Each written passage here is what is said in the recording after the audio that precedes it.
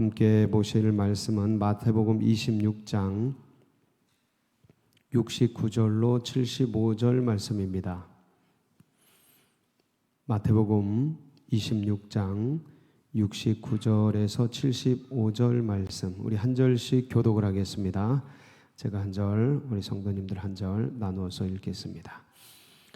베드로가 바깥들에 앉았더니 한 여종이 나와 이르되 너도 갈릴리 사람 예수와 함께 있었도다 하거늘.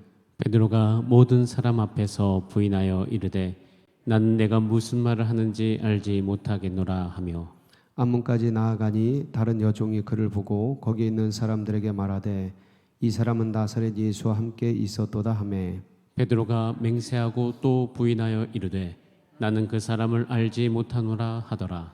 조금 후에 곁에 섰던 사람들이 나와 베드로에게 이르되 너도 진실로 그 도당이라 네 말소리가 너를 표명한다 하거늘. 그가 저주하며 맹세하여 이르되 나는 그 사람을 알지 못하노라 하니 곧 닭이 울더라. 다 같이. 이에 베드로가 예수의 말씀에 닭 울기 전에 네가 세 번 나를 부인하리라 하심이 생각나서 밖에 나가서 심히 통곡하니라. 아멘.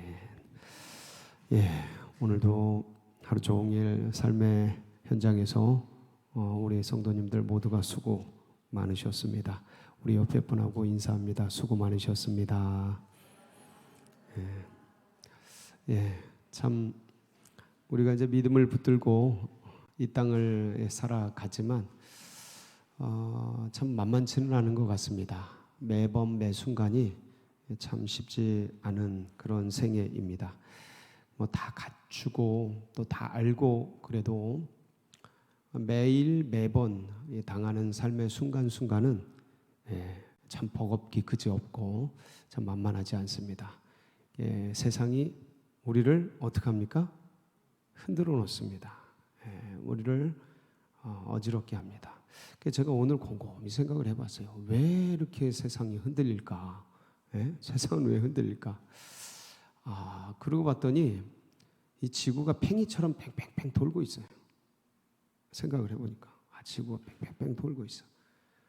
그리고 혼자도 이렇게 스스로도 돌지만 또 이게 막 태양계를 막 열심히 돌고 있어요.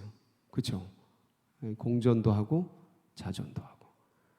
그러니까 이제 공기가 막 움직이고 가만히 있고 싶어도 흔들려요. 바람이 불어오고 폭풍이 치고 파도가 치고. 그러니까 잘 걷고 싶은데 바람이 몰아치고 파도가 치고. 그래서 흔들리는구나. 세상이 흔들리는구나. 세상은 원래 흔들리는구나. 그래서 거기서 이 흔들리는 세상 속에서 그럼 어떻게 흔들리지 않고 세상도 흔들리는데 내 마음도 어때요? 내 마음도 흔들려요. 뭐 요동이 칩니다. 그냥 진짜 파도처럼 요동쳐요. 우리의 심정도. 그런 상황 속에서 우리가 세상에 던져져서 살아가고 있고 그리고 또 믿음 속에서 또 살아가고 있는데 어떻게 하면은 흔들리지 않을 수 있을까? 어떻게 하면 정말 이 감정과 상황과 환경과 이 세상 속에서 견고하게 우리의 길을 걸어갈 수 있을까? 저는 오늘 이 두 사람, 특별히 가룟 유다랑 이제 베드로랑 이렇게 좀 비교하면서 우리가 이제 지혜를 얻고 싶어요. 베드로와 가룟 유다가 누가 더 잘못을 했을까? 여러분 생각에는 베드로와 가룟 유다 중에서 누가 더 잘못을 한 것 같습니까? 도낀 개낀, 도토리 개새끼. 그 옆에 사람 보면서 누가 죄가 더 많은가? 뭐 이런 거 따지는 거랑 똑같아요. 인생은 다 똑같아요. 똑같아요. 제가 보니까 뭐 우리가 가룟 유다가 예수님 팔아먹고 그래서 더 큰 것 같은데 사실은 뭐 똑같이 오늘 이제 말씀이 그거잖아요. 부인하고 맹세하고 저주하고 요 정도쯤 되면은 뭐 가룟 유다보다 더 하면 더 하겠지? 아닌 건 아니에요. 굉장히 참 큰 죄를 졌다. 똑같이 가룟 유다가 예수님을 얼마에 팔아요? 은 30냥에 팝니다. 마태복음 26장 한번 찾아보겠습니다. 14절 16절 한번 볼까요? 같이 봅니다. 시작. 그때 12 중에 하나인 가룟 유다라 하는 자가 대제사장들에게 가서 말하되 내가 예수를 너희에게 넘겨주리니 얼마나 주려느냐 하니 그들이 은 30을 달아 주거늘. 은 30냥에 예수님을 팔아 먹습니다. 자, 근데 이때 이 대제사장들 당시의 유대 지도자들은 지금 요번이 6월절이거든요. 이 본문의 말씀이 전개될 때 6월절이었습니다. 예수님이 마지막 6월절 만찬을 하고 돌아가시잖아요. 그게 이제 성만찬인데 그때 이 유대인 지도자들은 예수님을 이때 제거하려고 그랬습니까? 제거 못하게 됐습니까? 제거를 못하게 됐어요. 왜냐하면 워낙 사람들이 따르니까 여론이 그 건들면 죽을 것 같은 거예요. 지도자들이 오히려 그 여론의 민중에게 백성들에게 돌 맞아 죽을 것 같은 거예요. 그래서 그냥 하지 않는 게 좋겠다고 스스로들 판단을 했습니다. 그 마태복음 26장 3절에서 5절에 분위기가 이렇게 대변을 하고 있습니다. 시작. 그때 대제사장들과 백성의 장로들이 가야바라 하는 대제사장의 관정에 모여 예수를 흉계로 잡아 죽이려고 의논하되 말하기를 밀란이 날까 하노니 명절에는 하지 말자 하더라. 이 6월절 명절에는 하지 말자. 그러니까 죽이고 싶은 마음은 가득한데 뭐가 일어날까 봐요. 밀란이 일어날까 봐.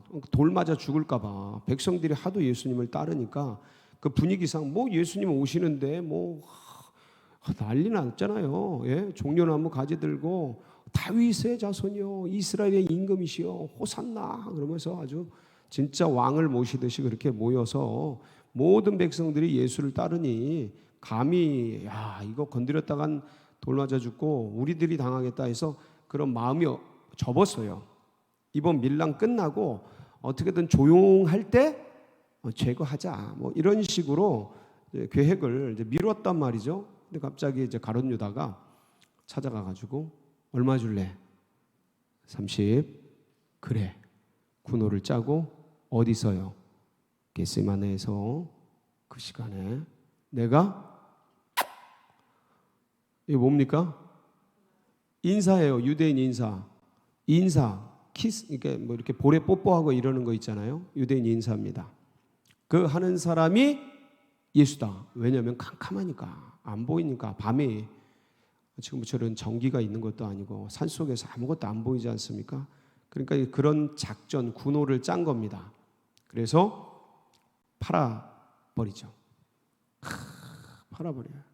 결국 예수님이 잡혀 들어가게 되죠. 아마도 뭔가 가룟 유다가 생각했던 것과는 다른 결과였던 것 같은데 그 예수님이 잡혀 들어가고 그런 걸 보면서 가룟 유다가 결국 어떻게 합니까? 혹시 모르셔요? 가룟 유다 어떻게 됐는지?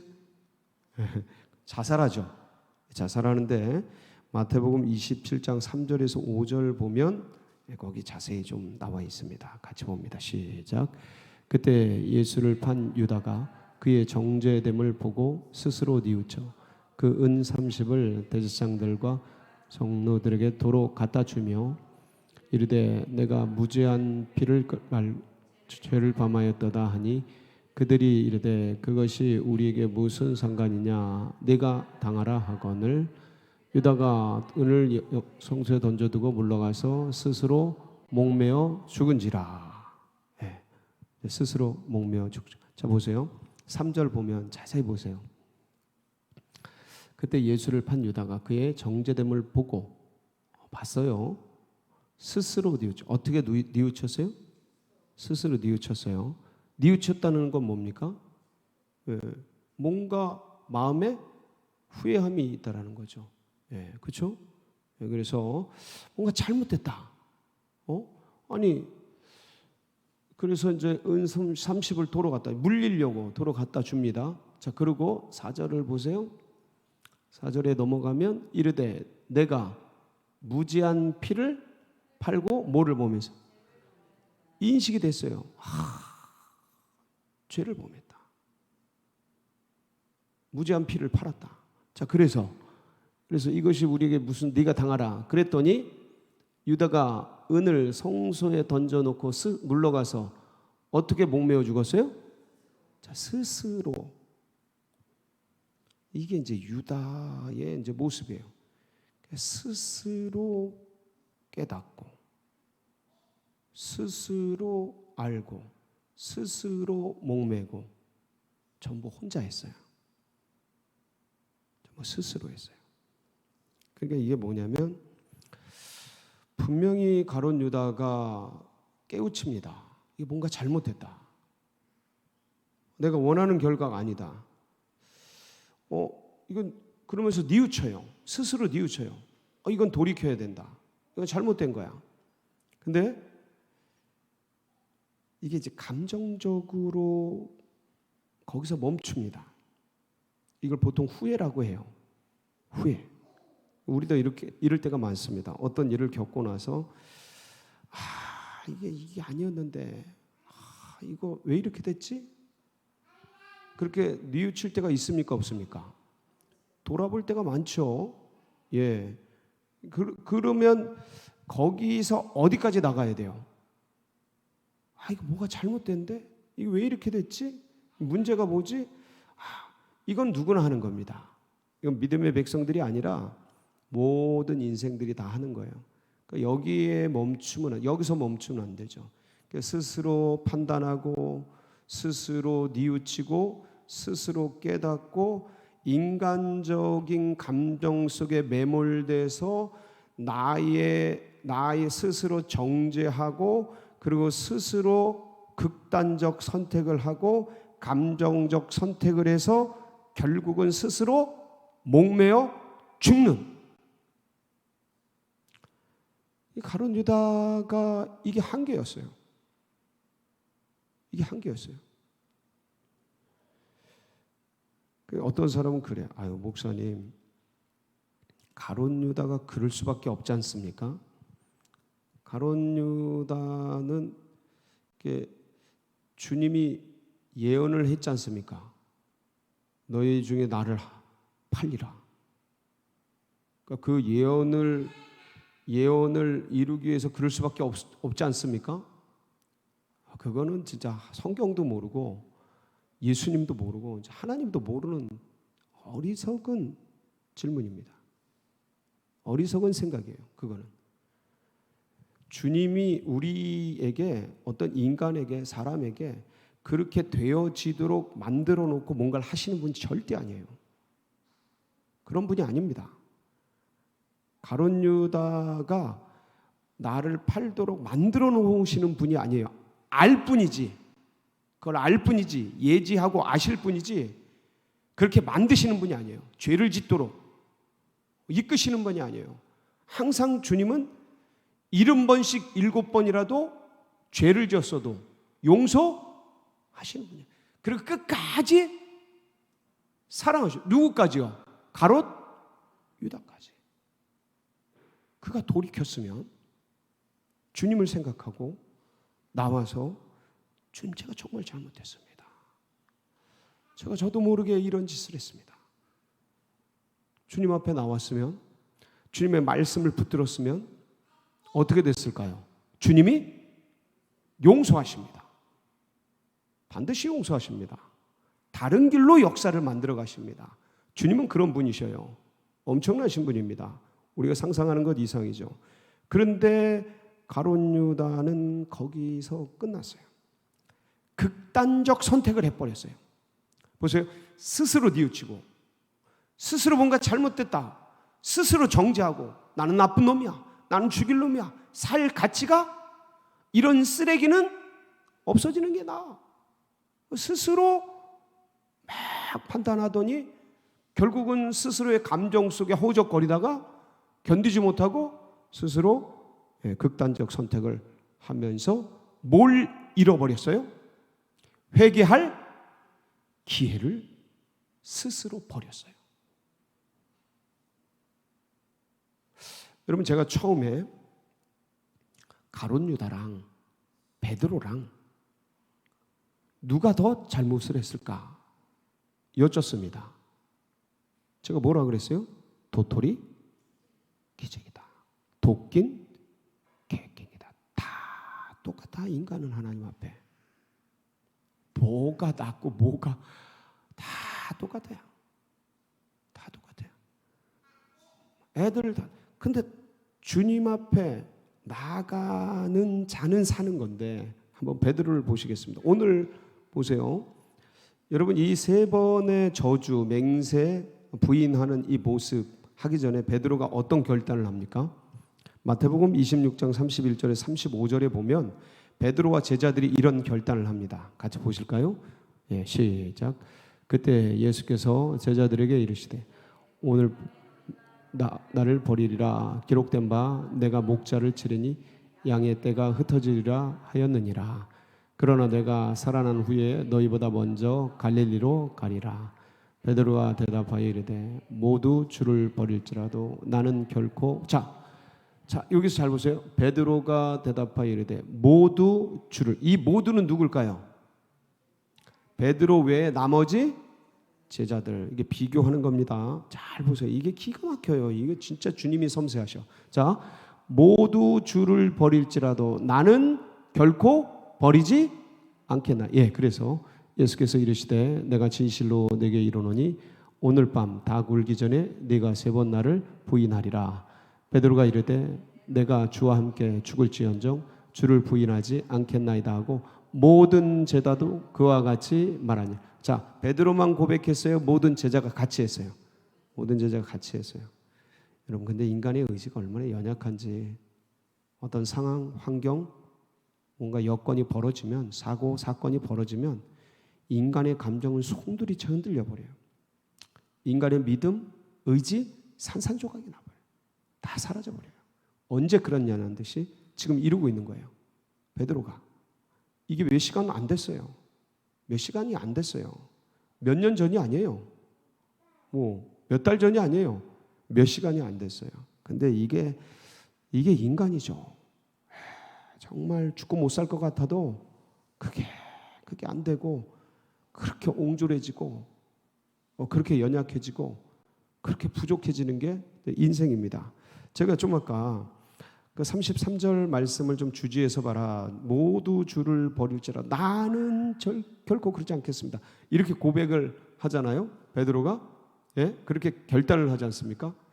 근데 주님께서 갈릴리 해변에서 주님을 치료하실 때 그 내적인 좌절감, 정죄감, 포기, 낙담 이런 그런 내면의 그것들이 있는 것을 아시고 주님께서 그 마음을 어루만지시고 위로하실 때 썼던 방법이 있어요.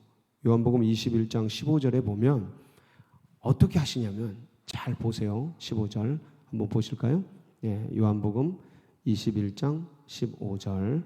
예, 시작. 그들이 조참 조반 먹은 후에 예수께서 시몬 베드로에게 이르시되 요한의 아들 시몬아 네가 이 사람들보다 나를 더 사랑하느냐 하시니 이르되 주님 그러하나이다. 내가 주님을 사랑하는 줄 주님께서 아시나이다. 이르시되 내 어린 양을 먹이라 하시고. 보세요. 시몬 베드로에게 주님이 묻죠. 요한의 아들 시몬아 네가 나를 사랑하느냐가 아니고, 자, 첫 번째 물음이에요. 요한의 아들 시몬아 네가 이 사람들보다 나를 더 사랑하느냐.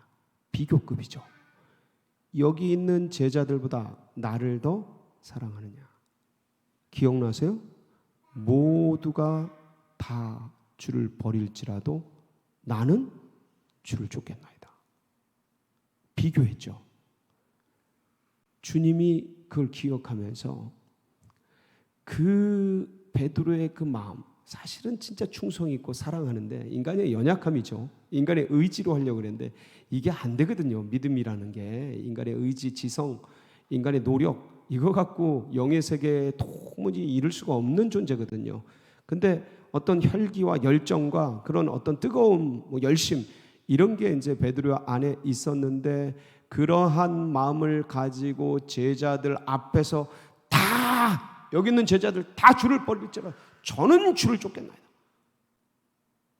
주님이 그거를 기억하시고 이 사람들보다 이 제자들보다 나를 더 사랑하느냐 하면서 제자들 사이에서 그렇게 객기 부리고 그러면서 막 만용을 부리듯 자신도 모르게 그들을 비교하며 자신의 믿음, 자신의 결단, 의지가 얼마나 강력한지 드러내었던 그 베드로의 마음을 만져주시는 거예요. 아주 섬세하시죠. 깜짝 놀랐어요. 저 오늘 이거 발견했습니다. 이 말씀을 준비하면서 오늘 이걸 발견했어요. 야, 예수님이 그 디테일함이 기가 막혀요. 저 이제 40년 넘게 성경 보고 예수 믿어오는데 이 부분이 지금 들려오는 거예요. 봤겠죠. 보였겠죠. 말도 했겠죠. 근데 이게 이번에 확 다가오는 거예요. 와, 주님의 만져주심이 사람을 알고 그 사람 마음에 뭐가 있는지를 아시고 그걸 착착 건드려 주시고 치유해 주시고 회복시켜 주시는데 얼마나 기가 막힌지 참 놀랍습니다. 이렇게 해서 이런 결단과 이런 의지, 그러나 이게 몇 시간이 지나지 않아서 부인하고 저주하고 맹세하면서 거부하는 그런 상황에 이르게 됩니다. 자, 오늘 본문 마지막 절을 보면 75절에 그러고 나서 어떤 일이 일어납니까? 같이 한번 보실게요. 시작. 이에 베드로가 예수의 말씀에 닭 울기 전에 네가 3번 나를 부인하리라 하심이 생각나서 밖에 나가서 심히 통곡하니라. 자, 밖에 나가서 심히 통곡합니다. 막 웁니다. 자, 그러면 이 베드로의 통곡이 가룟 유다의 뉘우침보다 더 낫다? 더 뭔가 더 영적인 거다? 더 의로운 거다? 어떻습니까? 그렇습니까? 그러니까 베드로는 스스로 뉘우쳤기 때문에 이게 용서된 것이 아니고 베드로가 통곡을 했기 때문에 가룟 유다가 스스로 뉘우쳤기 때문에 용서받지 못한 것이고 베드로는 통곡을 했기 때문에 용서받은 거다. 어때요? 그런 겁니까? 그런 게 아니에요. 그런 게 아닙니다. 그런 게 아닙니다. 베드로는 뭘 생각했어요? 왜? 말씀을 생각했잖아요. 스스로의 감정 속에 빠진 게 아니고, 아니 슬프죠. 울 만큼 괴롭고, 근데 뭘 생각했어요? 말씀을. 자세히 보세요. 자, 75절 시작.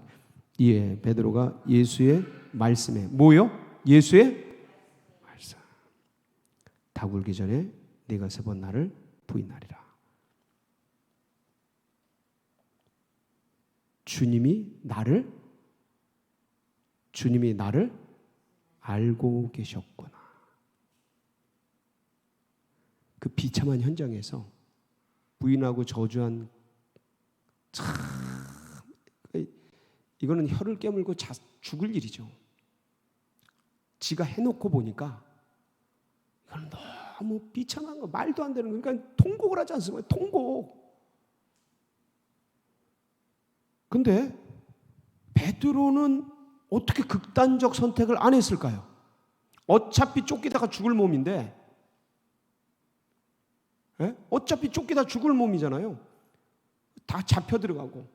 근데 어떻게 베드로는 극단적 선택을 안 했을까요? 뭐가 생각나서? 말씀이 생각나서. 누가복음 22장 31절 32절에 보면 주님이 뭐라고 말씀하시냐면 베드로에게 요 상황 속에서 같이 한번 봅니다. 시작. 시몬아 시몬아 보라 사탄이 너희를 밀가루 하려고 요구하였으나 그러나 내가 너를 위하여 내 믿음이 떨어지지 않기를 기도하였노니 너는 돌이킨 후에 내 형제를 굳게 하라. 그러니까 네가 오늘 밤 닭 울기 전에 3번 나를 부인하리라. 이런 말씀이 생각나면서 시몬아 시몬아 사탄이 밀가부르듯이 너를 무너뜨리려고 흔들어 놓지 마. 너는 돌이킨 후에 내 형제를 굳게 해라. 그런 주님의 말씀이 팍 생각나는 거죠. 그러니까 뭘 못해요? 극단적 선택을 못하는 거예요.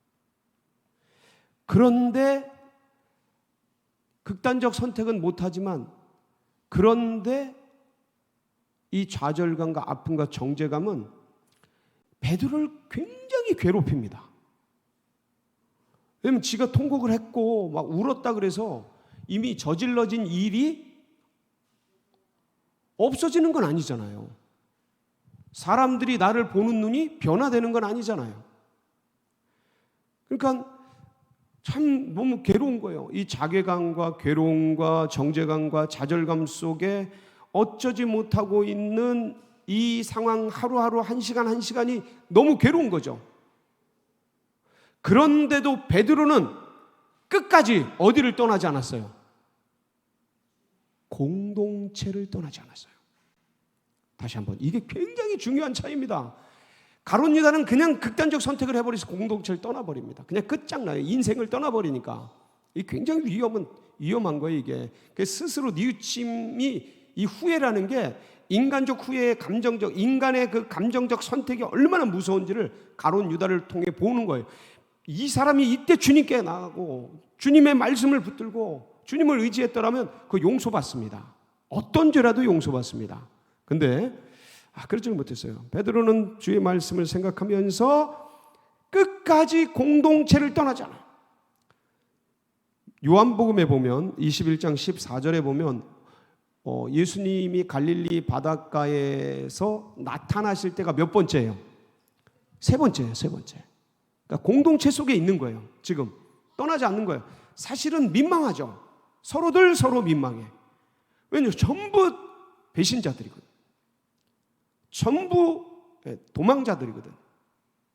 전부 믿음을 버렸고 부인했던 그런 사람들이거든. 그러니까 참 그런 상황과 환경이 너무 암울한데 베드로는 끝까지 공동체에 머물렀다라는 거예요. 사실 여러분 우리가 신앙생활 하지만 별일이 다 생깁니다. 근데 끝까지 견디는 자는 성경에도 마태복음 24장에 보면 끝까지 견디는 자는 구원을 얻으리라. 이런 말씀이 있어요. 끝까지 견디는 자는 거기서 주님을 만나게 돼 있어요. 반드시 주님 만납니다. 3번째 만나잖아요. 요한복음에 3번째 공동체 속에 머물러 있더니 주님이 만나주시잖아요. 그리고 만나는데도 이 정죄감, 이 자괴감, 괴로움, 이 좌절감이 회복되지 않더니 3번째 갈릴리 해변에서 만났을 때에 베드로의 그 심령 깊숙한 곳이 만져지잖아요. 그리고 회복이 됩니다. 그리고 결국 나중에 뭘 만나요? 사도행전 가면 이 베드로가 성령을 만납니다. 뭘 만나요? 성령. 사도행전 2장 1절로 4절 말씀. 오순절날이 이미 이르매 시작. 오순절날이 이미 이르매 그들이 다 같이 한 곳에 모였더니 호련히 하늘로부터 급하고 강한 바람 같은 소리가 있어 그들의 온 집에 가득하며 마치 불의 혀처럼 갈라지는 것들이 그들에게 보여 각 사람 위에 하나씩 임하여 있더니 그들이 다 성령의 충만함을 받고 성령이 말하게 하심을 따라 다른 언어들도 말하기를 시작하니라. 할렐루야. 그러니까 이 속에 누가 있었어요? 베드로가 있었던 거예요. 성령 받는 거예요. 성령을 받고 나서 이 베드로가 얼마나 뜨거워졌는지, 얼마나 놀랍게 됐는지. 그러니까 사실은 그동안 좌절감과 자괴감과 어떤 그 정죄감 속에서 근근히 견디다가 예수님 만나고 회복을 하고 뭔가 일어나서 꿈틀꿈틀 거리는데 주님께서 결국 성령 만나게 해주셔서 어떻게 변화되냐면 놀랍게 변화되는데 사도행전 2장 36절로 41절에 보면 베드로가 이런 고백을 하고 이런 선포를 합니다. 시작. 그런즉 이스라엘 온 집은 확실히 알지니 너희가 십자가에 못 박은 이 예수를 하나님이 주와 그리스도가 되게 하셨느니라 하니라. 그들이 이 말을 듣고 마음에 찔려 베드로와 다른 사도들에게 물어 이르되 형제들아 우리가 어찌할꼬 하거늘 베드로가 이르되 너희가 너희가 뭐 해요? 베드로가 했던 거예요. 이게 베드로는 확신이 있는 거예요. 왜냐하면 자기가 이거를 했기 때문에 후회에 멈춰 있지 않고 말씀을 붙들고 끝까지 공동체를 떠나지 않고 주님 만나고 돌이키면서 주님, 제가 주님을 사랑합니다. 제가 얼마나 큰 죄인지 아는데 제가 주님을 사랑합니다. 그리고 회개하여 그 다음에 볼까요? 말씀 회개하여 각각 뭘 받아라? 예수 그리스도의 이름으로 세례를 받고 죄사함을 받아라. 그리하면 뭘 줘요? 성령을 선물로 받으리니. 그래서요 이 약속은 너희와 너희 자녀와 모든 먼데 사람 곧 주 우리 하나님이 얼마든지 부르시는 자들에게 하신 것이라 하고 또 여러 말로 확증하여 권하여 이르되 너희가 이 패역한 세대에서 구원을 받으라 하니 그들이 그 말을 받은 사람들은 세례를 받음에 이날에 신도의 수가 몇 명이나 돼요? 3,000명. 남자만 3,000명. 그래서 이때 한 1만 명 정도 이렇게 주님 앞으로 왔을 것이다 이렇게 얘기해요. 왜냐면 저거 장정들이라 가족, 이때 당시에는 가장이 믿으면 그 가족은 다 믿는 거예요. 그렇게 되는 거예요. 한두 명이 아니었거든요 이때 자녀들. 그러니까 이게 1만 명가량이 주님 앞에 나왔던 엄청난 변화의 주인공이 된 겁니다. 사랑하는 성도 여러분, 사실 오늘 하루 종일 또 삶 속에서 뒹굴고 생활을 하면서 수많은 생각들이 오갔을 겁니다. 뭐 뜨거웠다가 차가웠다가 희망이 생겼다가 절망 속에 빠졌다가 뭔가 해보고자 하는 마음이 일어났다가 이러면 안 되지 뭐 이렇게 넘어졌다가 쓰러졌다가 별 수많은 감정과 상황과 환경들이 우리를 흔들어 놓고 요동쳤을 것입니다. 상황은 그래요. 늘 감정은 늘 사람을 끌고 무덤 속으로 끌고 갑니다. 근데 거기 빠지면 어떻게 되는 거예요? 가롯 유다처럼 넘어지는 겁니다. 그러니까 내 마음이 아무리 괴롭고 힘들더라도 극단적 선택을 해서는 기회를 잃어버리는 거예요. 기회를. 아무리 통곡하고 정죄감이 가득하고 낭망되고 좌절이 가득해도 끝까지 뭘 기억하여? 주님은 7번이라도 70번씩 7번이라도 죄인을 용서해 주시는 분이에요. 그러니까 내 마음이 괴롭고 스스로 막 정죄감이 들고 어렵고 힘들어도 말씀을 붙드는 거예요. 그리고 버티는 거예요. 그럼 주님이 만나 주셔요. 그리고 뭘 부어 주셔요? 성령을 부어 주십니다. 그러면 평범한 사도로, 평범한 어부가 위대한 사도가 되는 거예요. 네. 평범한 우리들이고 흔들리는 우리의 삶이지만 성령 주시고 예수 그리스도 바라보면 주님이 새로운 힘과 능력으로 우리를 띠띠워 주시는 겁니다. 용서를 주시고 회복을 주시고 새 힘을 부어 주시는 것입니다. 여러분 눈을 들어 오늘도 주 예수 그리스도를 바라보시기 바랍니다. 우리 성령께서 마음껏 이 시간 역사하실 것입니다. 우리 다 같이 주님 앞에 구하며 기도하며 나가도록 하겠습니다. 주님 그렇습니다. 오늘도 마음껏 역사하여 주시옵소서. 주의 이름을 부르며 주님을 사모하며 예수의 이름을 부르는 모든 백성들 가운데 성령으로 무장시켜 주시옵소서. 여러분 각자의 기도 제목 붙들고 중보 제목 붙들고 다 같이 주여 부르짖고 기도하며 나갑니다. 부르짖습니다. 주여